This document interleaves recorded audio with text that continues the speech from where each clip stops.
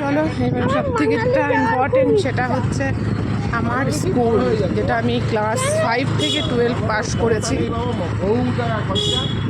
তো সেটা এ বাবা, এই দেখ আমার স্কুল, এই দেখ স্কুল বাড়িয়েছে। তো এই যে হচ্ছে আমার স্কুল, দেখো যে লেখা রয়েছে Talpukur girls high school. Building বাড়িয়েছে, পুরো এত বড় করেছে। এইটা পুরোটাই স্কুল এরিয়া।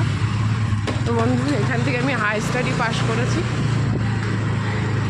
কলেজের ব্লগ কখনো দিতে পারবো কিনা জানি না, ওটা অনেকটাই দূর।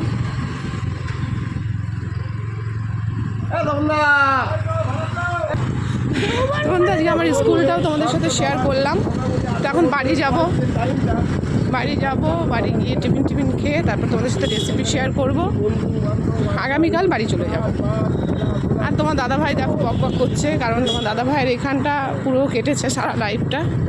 এটা রেশন দিচ্ছে, এখন সব জায়গায় রেশন এভাবেই যায়।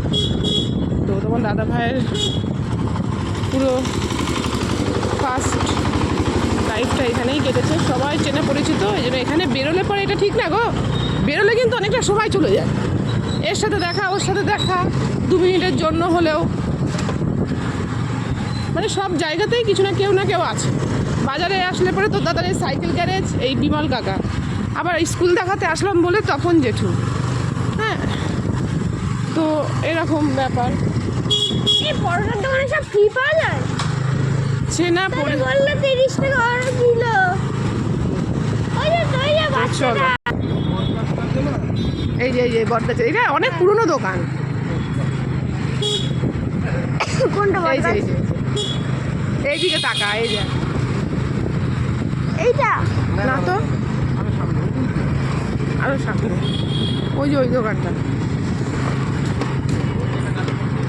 বাবারে, আমি তো মনে হচ্ছে পড়ে যাবো, এমন রাস্তা বাজে। এই দোকানটা বন্ধ, এই দেখ দেখাই রয়েছে, এই যে স্পোর্টস কর্নার, এখান থেকে নিয়েছে। আর এই রাস্তাটা ধরে গেলে এখানে ক্রিকেট প্র্যাকটিস করা হয়, বুঝেছিস বাবা? তুই তো দেখেছিস ক্রিকেট। এখন আজকে পেটাই পরোটা, তোমার দাদাভাই অনেক দিন ধরে বলছে পেটাই পরোটা, তার পেটাই পরোটা খাওয়া হবে। এখানে পেটাই পরোটা তো তোমরা জানো যে শ হিসেবে বিক্রি হয়, তো শ হিসেবে বিক্রি হয়। তো আজকে পরোটা খাওয়া হবে, পরোটা নেওয়া হচ্ছে।